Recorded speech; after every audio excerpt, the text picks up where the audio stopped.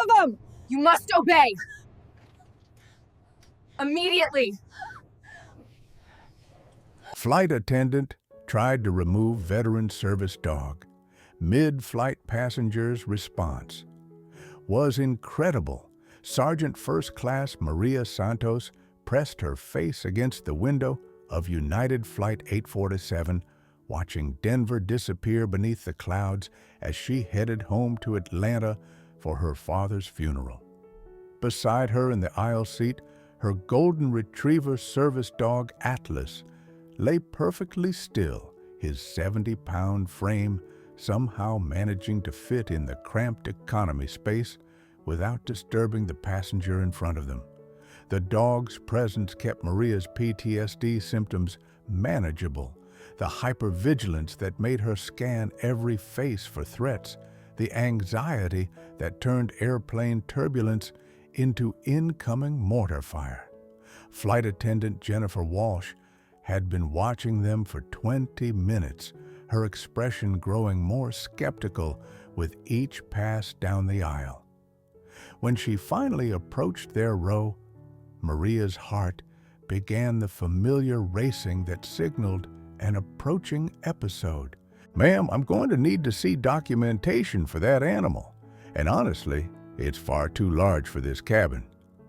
What happened next at 30,000 feet would prove that humanity sometimes soars highest when someone's world is falling apart. United Flight 847, cruising at 35,000 feet between Denver and Atlanta, carried 183 passengers through the autumn sky of 2024.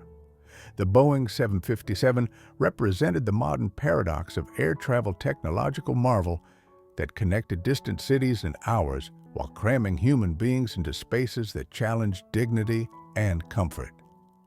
The cabin crew of 6 had been trained to manage everything from medical emergencies to unruly passengers. But their education on service animal accommodation consisted of a brief online module that emphasized fraud prevention over passenger rights. Maria Santos embodied the complex reality of invisible disabilities carried by millions of veterans who'd returned from Iraq and Afghanistan with wounds that couldn't be seen but shaped every moment of their lives.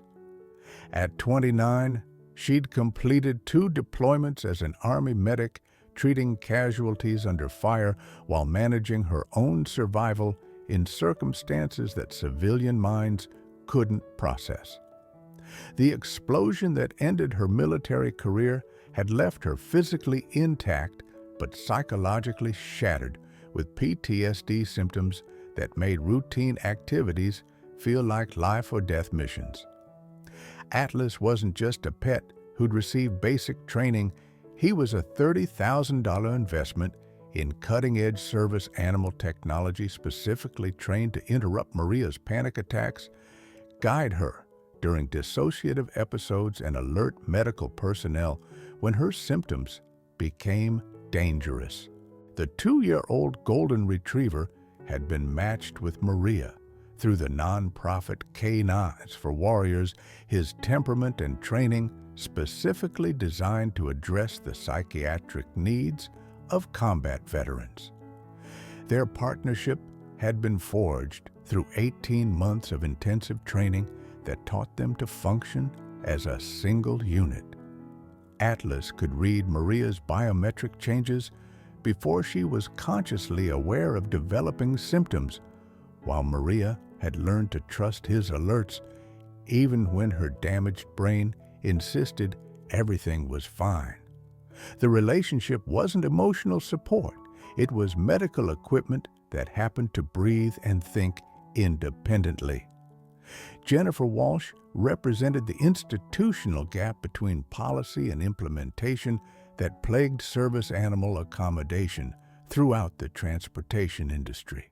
Her 8 years with United Airlines had taught her to maintain order in chaotic environments, but her understanding of federal disability law was limited to corporate training that emphasized identifying fraud rather than facilitating legitimate accommodation. The airplane environment was specifically challenging for Maria's condition. The enclosed space triggered claustrophobia. The engine noise reminded her of helicopter rotors in combat zones, and the presence of strangers in close proximity activated hypervigilance that exhausted her mental resources.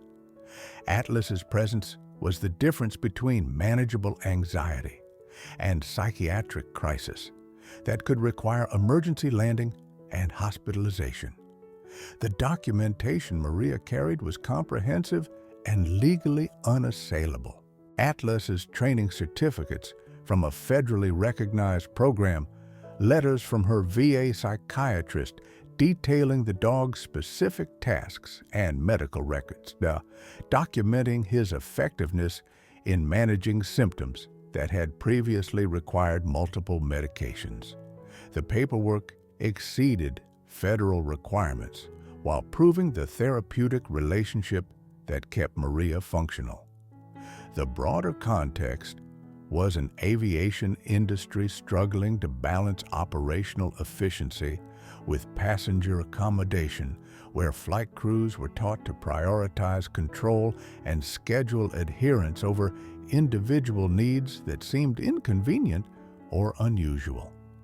Service animal policies existed on paper, but implementation often depended on individual employees' understanding of laws they'd never been properly trained to enforce. The other passengers represented the diverse cross-section of America. That modern air travel brought together business travelers focused on laptops and conference calls, families managing children and vacation logistics, and individuals whose own experiences with disability, military service, or mental health challenges would influence their reactions to the developing crisis. The collision between Maria's medical needs and Walsh's institutional authority was building toward a confrontation that would test whether federal disability law meant anything at 30,000 feet, where passengers were trapped in an environment where crew authority was absolute and emergency options were limited. The confrontation began when Flight Attendant Walsh approached Maria's seat with the confidence of someone accustomed to being obeyed without question. Her smile was professional, but her tone carried an edge that suggested she'd already made up her mind about the legitimacy of Maria's service animal. "Ma'am, I'm going to need to see proper documentation for your dog." Walsh announced, her voice loud enough to attract attention from surrounding passengers. "We've had issues with people claiming their pets are service animals, and frankly, that dog is too large for this cabin space." Maria's response was immediate and practiced, drawing on years of experience navigating skeptical officials who viewed her accommodation needs as inconveniences to be challenged rather than rights to be protected. "This is Atlas, my service dog. I have all the required documentation right here." She reached for the folder that contained more proof than federal law required, her hands already beginning to tremble as stress activated symptoms that Atlas was trained to detect. The documentation Maria provided was comprehensive and legally decisive. Atlas's certification from Canines for Warriors, detailed letters from her VA medical team, and even photographs of his specific training exercises. The papers proved not just his legitimacy, but the medical necessity of their partnership in terms that any reasonable person should have understood. But Walsh's reaction revealed the depth of her misunderstanding about service animal law and veteran accommodation.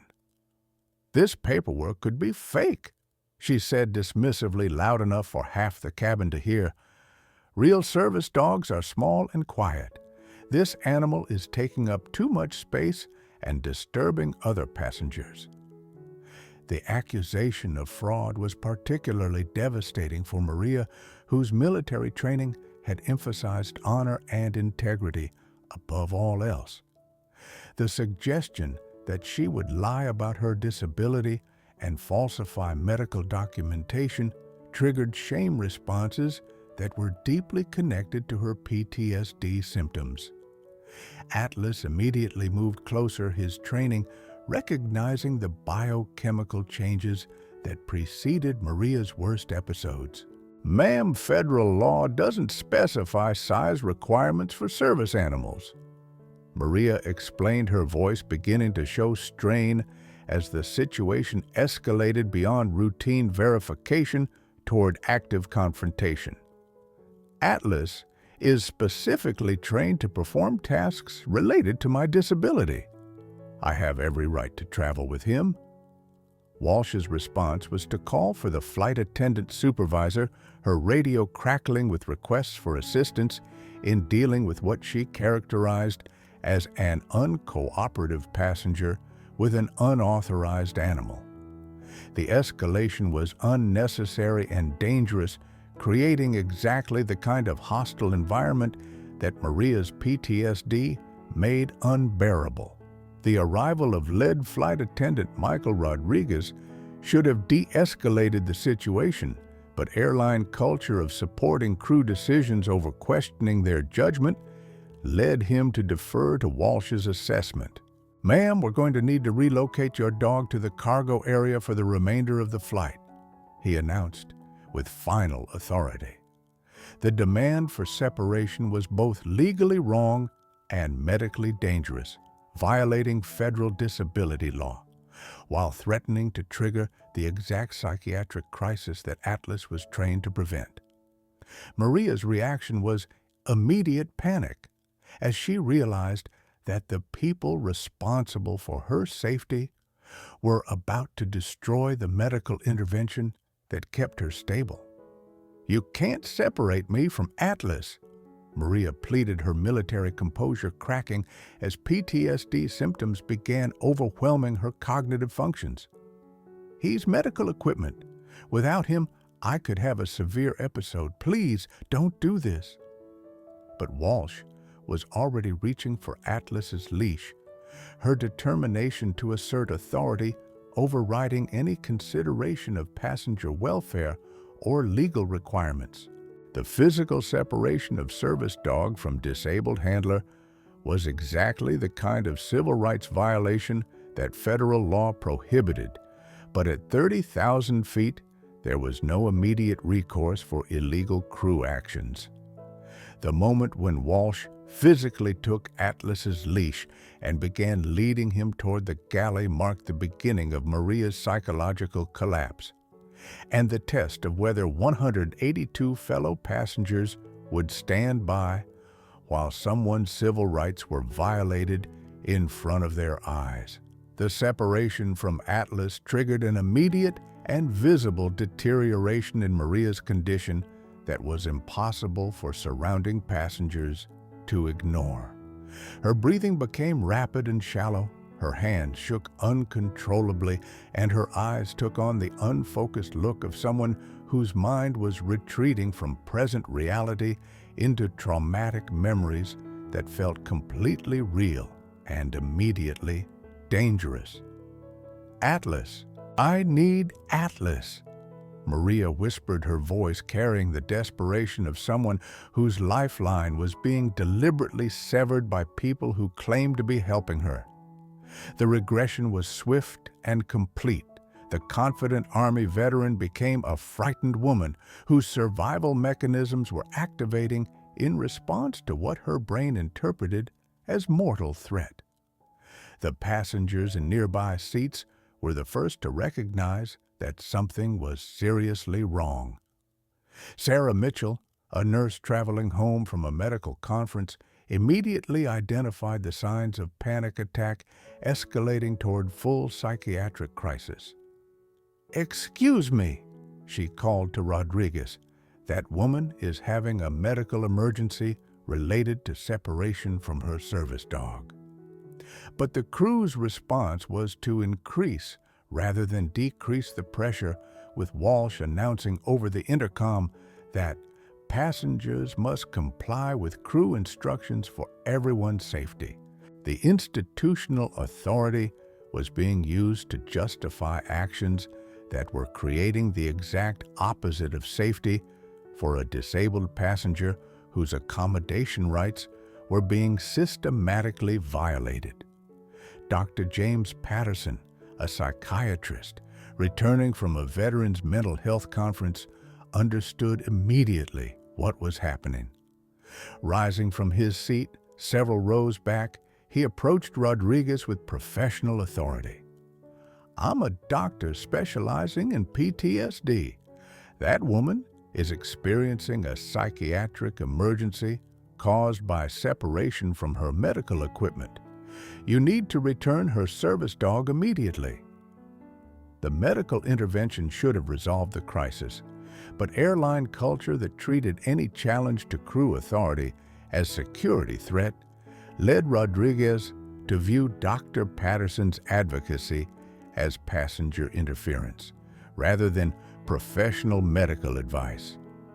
"Sir, please return to your seat. We have the situation under control." Maria's condition was deteriorating rapidly as Atlas's distressed barking from the galley added auditory triggers to her psychological crisis. The sounds reminded her of wounded soldiers calling for help during ambushes, while her separation from her primary coping mechanism left her defenseless against memories that felt more real than her present circumstances. The breakthrough came when Captain Rebecca Thompson, a former Air Force pilot herself, was notified about the disturbance and came back to assess the situation personally. Her military background gave her immediate understanding of what was happening and why Walsh's actions were both illegal and dangerous. "What's the passenger's military background?" Thompson asked Rodriguez, her question revealing knowledge that Walsh clearly lacked. When told Maria was an Army medic with PTSD, the captain's response was immediate and decisive. "Return that service dog to his handler immediately. We're dealing with a disabled veteran whose civil rights are being violated." But Walsh's resistance to admitting error led her to double down on her initial assessment. "Captain, that dog is too large for the cabin, and the passenger's documentation could be fraudulent." She insisted, her stubbornness creating liability that could destroy careers and cost the airline millions in federal fines. The passenger uprising began spontaneously as more travelers recognized the injustice being perpetrated in front of them. Tom Bradley, an Iraq War veteran sitting 3 rows behind Maria, stood up and addressed the cabin. "That woman served our country and earned the right to travel with her service dog. What's happening here is wrong, and we need to do something about it." The response was immediate and overwhelming. Dr. Patterson began providing medical testimony about Maria's condition. Sarah Mitchell offered professional nursing assistance, and dozens of passengers began documenting the incident on their phones while demanding that crew follow federal law regarding service animal accommodation. The tide turned when Lisa Chang, a disability rights attorney traveling to Atlanta for a court case, stood up and addressed Rodriguez directly.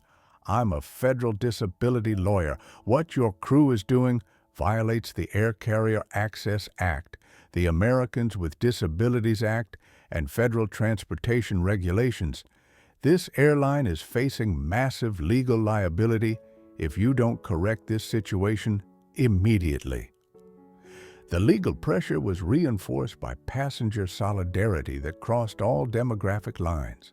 Business travelers, families, elderly passengers, and young adults united in demanding justice for a disabled veteran whose rights were being trampled by airline employees who clearly didn't understand federal law or basic human decency. Captain Thompson's decision to override her crew's judgment was both professionally risky and morally necessary. "Return the service dog to his handler now," she ordered Walsh directly, "and I want incident reports from everyone involved in this situation." The reunion between Maria and Atlas was immediate and therapeutically essential. The Golden Retriever's training reasserted itself as he provided deep pressure therapy, grounded Maria in present reality, and began the process of interrupting her psychiatric crisis. The transformation was visible and medically documented by the healthcare professionals who'd volunteered to assist. But the damage was already done. Maria's PTSD episode had been triggered by crew actions that violated federal law, while the airline faced potential civil rights violations that could result in Department of Transportation investigations and federal prosecution of employees who'd willfully violated disability accommodation requirements. The aftermath of Maria's reunion with Atlas revealed the depth of trauma that the crew's actions had inflicted, with medical professionals among the passengers documenting symptoms that required immediate intervention and could have long-term consequences for her mental health.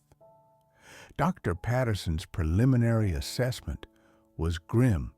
Maria had experienced a severe PTSD episode that could destabilize treatment progress that had taken years to achieve.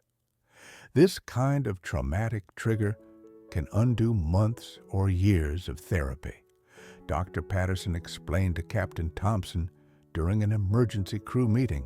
"Separating a veteran from their psychiatric service dog is like taking insulin away from a diabetic. It's medical malpractice that could have life-threatening consequences."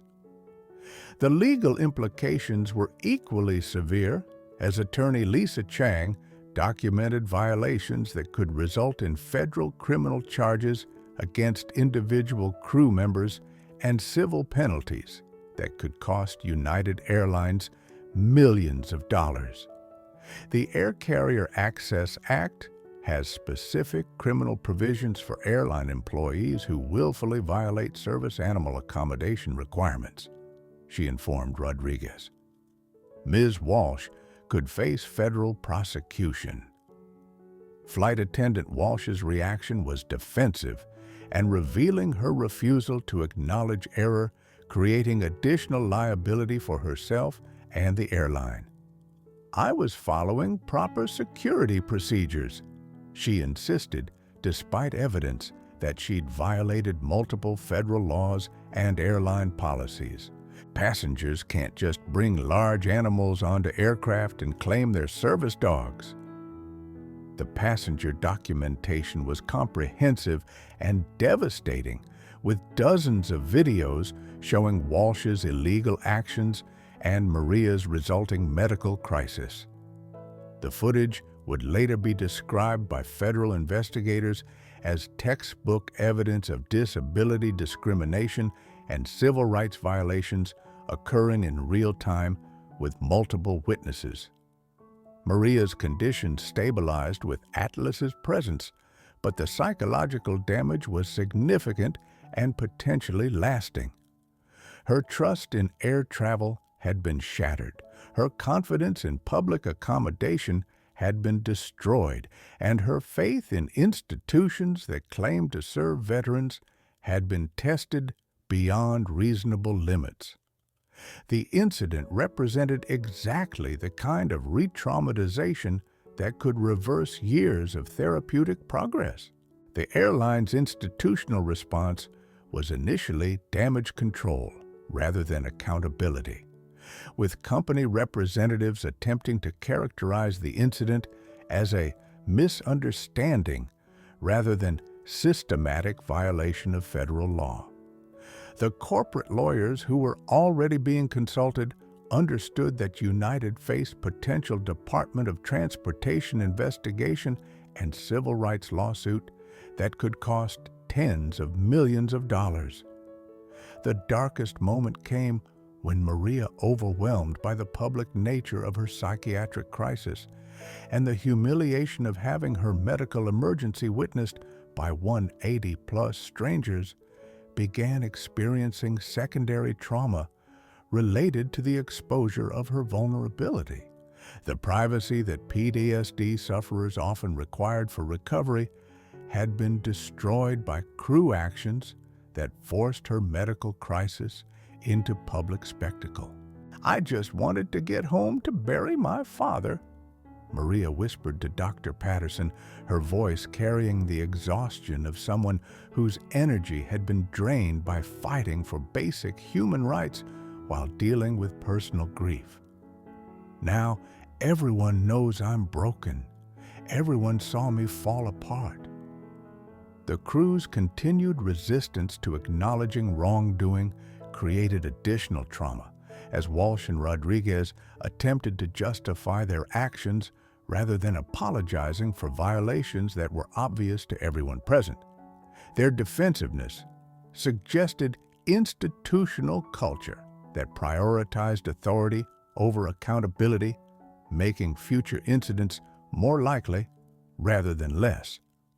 The passenger solidarity that had emerged during the crisis began to fragment as some travelers grew uncomfortable with the continued conflict and wanted to return to normal flight routine.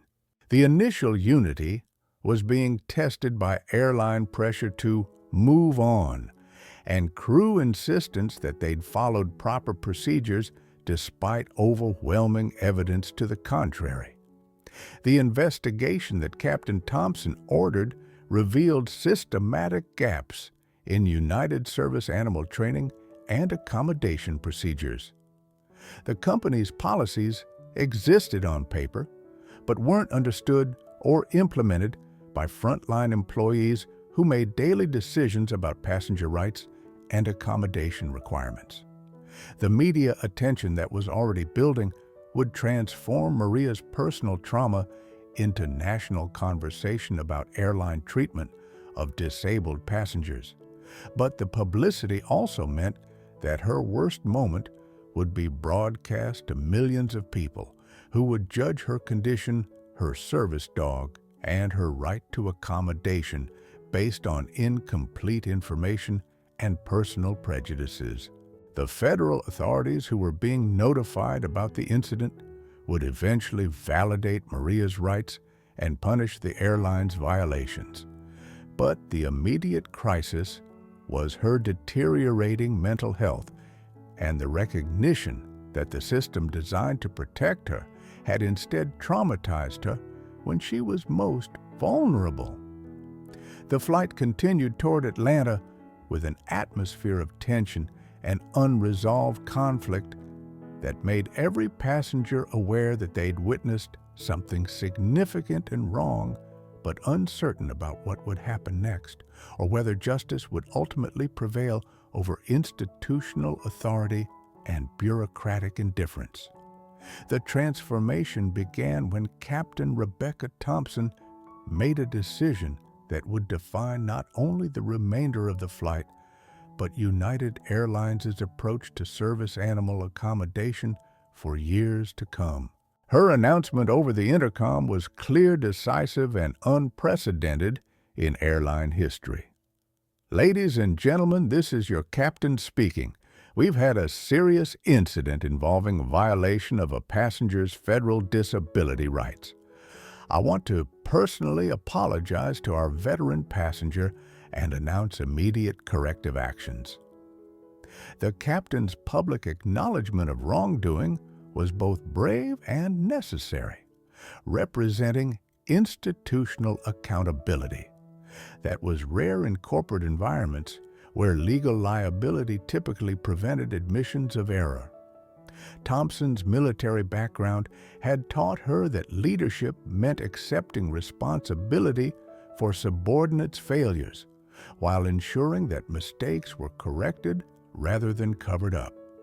"Ms. Santos, on behalf of United Airlines, I formally apologize for the treatment you received from our crew." Thompson continued addressing Maria directly while speaking to the entire cabin.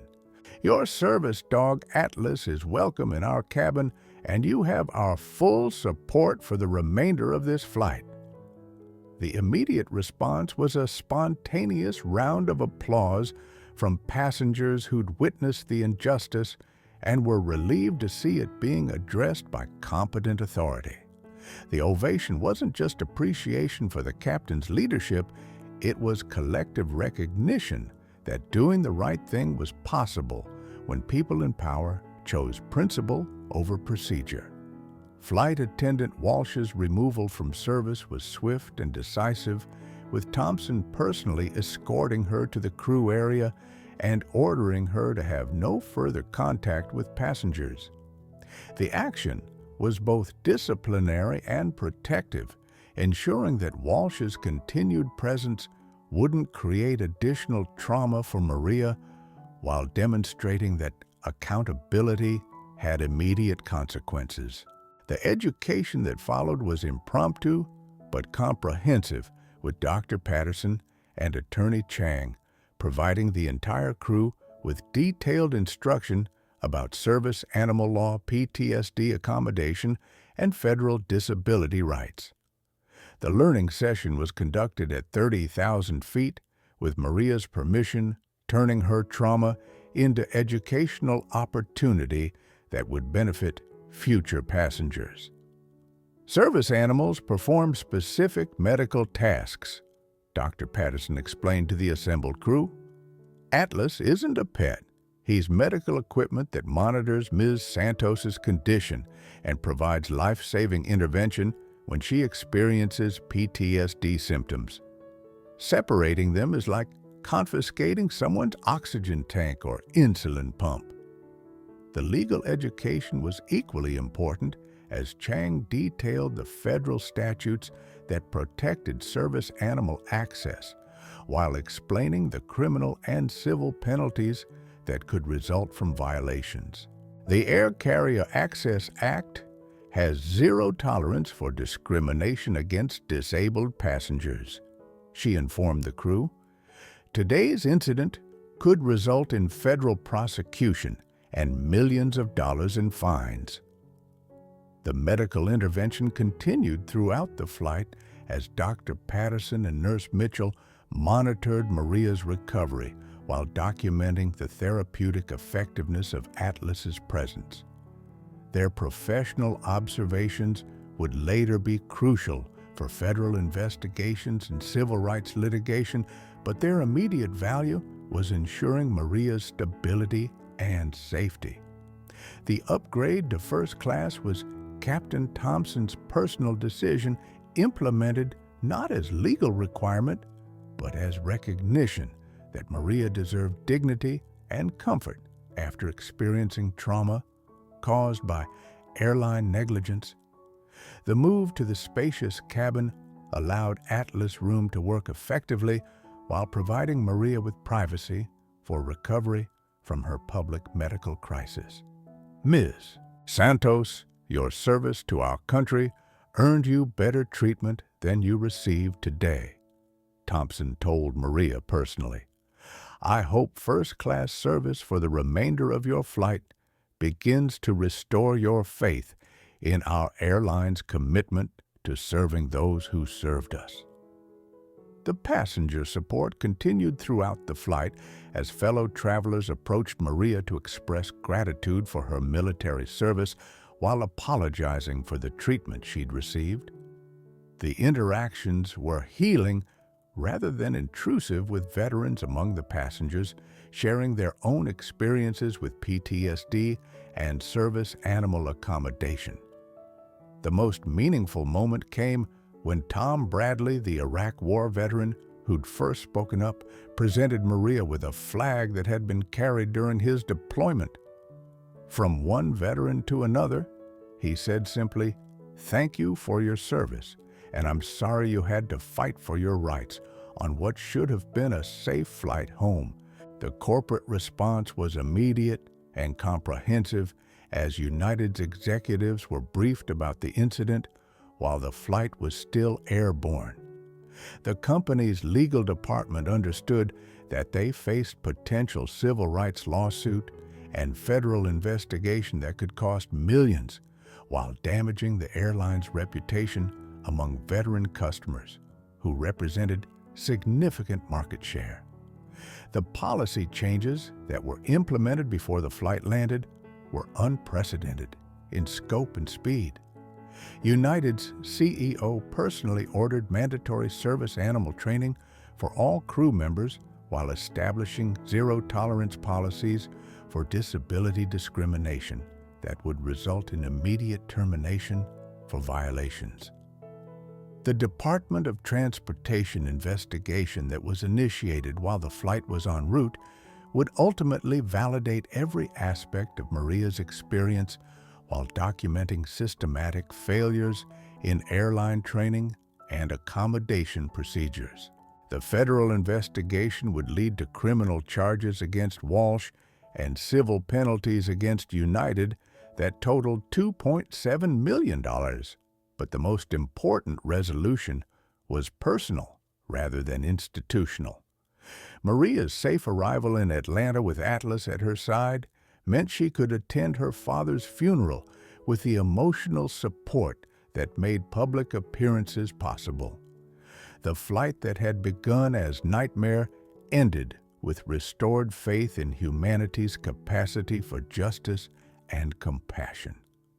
The media coverage that followed focused on passenger solidarity and airline accountability rather than exploiting Maria's vulnerability, with outlets emphasizing the positive response to discrimination rather than sensationalizing her medical crisis. The stories inspired other disabled travelers to demand better treatment while encouraging airlines to improve their accommodation procedures. The training program that emerged from the incident became industry standard, with other airlines adopting United's enhanced service animal education after recognizing that proper training prevented legal liability while improving customer service. The curriculum used Maria and Atlas's experience as central case study, ensuring that their trauma contributed to preventing similar incidents. The annual United Airlines Veterans Day celebration now includes recognition of service animal teams, with Maria and Atlas serving as honored guests who demonstrate the importance of proper accommodation for disabled veterans. The event has become recruitment opportunity for the airline's veteran hiring program while educating employees about disability rights and service animal law. 5 years later, Maria's complete recovery from the flight incident validated the effectiveness of proper service animal accommodation while proving that institutional accountability could repair damage caused by employee ignorance.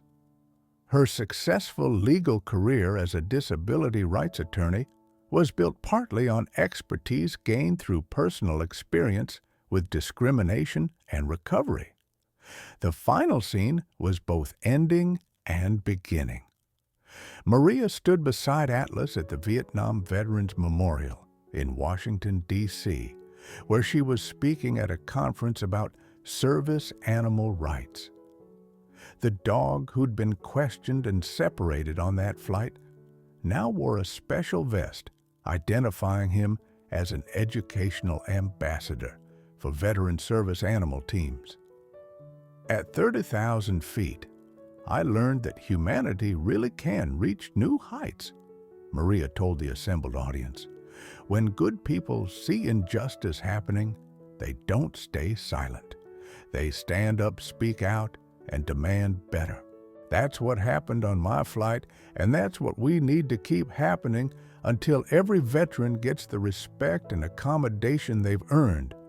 The United Flight 847 incident became a watershed moment for airline treatment of service animals and disabled passengers, establishing legal precedents and corporate policies that protected millions of future travelers from discrimination.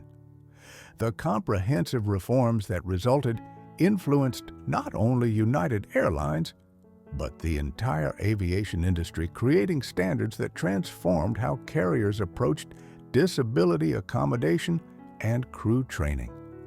The immediate consequences revolutionized United service animal policies and training procedures, with mandatory education programs reaching all 90,000 employees within 6 months. The company's investment in disability rights training exceeded $50 million while preventing countless future incidents through enhanced understanding of federal accommodation requirements. Employee satisfaction improved as crew members gained confidence in handling disability-related situations appropriately. The federal investigations that followed resulted in the strongest enforcement action ever taken under the Air Carrier Access Act, with criminal charges against flight attendant Walsh and record civil penalties against United totaling $2.7 million. The prosecutions sent clear message throughout the aviation industry that disability discrimination would face serious legal consequences regardless of corporate size or political influence. The broader industry transformation was swift and comprehensive as other airlines voluntarily adopted similar training programs rather than risk facing similar legal liability. The Air Transport Association developed standardized service animal education curricula that became mandatory for all member carriers, while airport authorities implemented enhanced accommodation procedures for disabled travelers. The legal precedents established through federal court decisions strengthened enforcement of disability rights, while clarifying that airline authority did not supersede federal accommodation requirements. The rulings influenced subsequent litigation involving transportation, discrimination, and provided legal framework for civil rights enforcement that had been missing from previous disability statutes.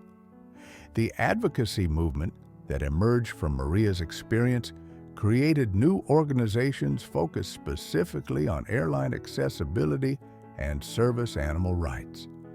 These groups provided legal assistance, policy advocacy, and public education that helped thousands of disabled travelers navigate accommodation challenges while pushing for continued improvements in industry practices. The research that documented Atlas's therapeutic effectiveness influenced academic understanding of psychiatric service animals and their applications for treating veteran PTSD. Peer-reviewed studies validated the medical necessity of service animal accommodation while challenging assumptions that limited veterans' treatment options and travel accessibility. The cultural impact transformed public understanding of invisible disabilities and service animal partnerships, with Maria's story educating civilians about PTSD while demonstrating that accommodation benefited entire communities rather than just disabled individuals. The incident inspired broader conversations about veteran mental health and the obligation society owed to those who'd served in combat. The international influence extended to aviation authorities worldwide, with European Union and Canadian regulators adopting similar service animal protection standards based on lessons learned from the United incident. The model influenced disability accommodation practices in multiple transportation sectors beyond aviation. The enduring message was transformative. Individual courage, supported by collective action, could overcome institutional discrimination. Federal disability rights meant nothing without enforcement and accountability.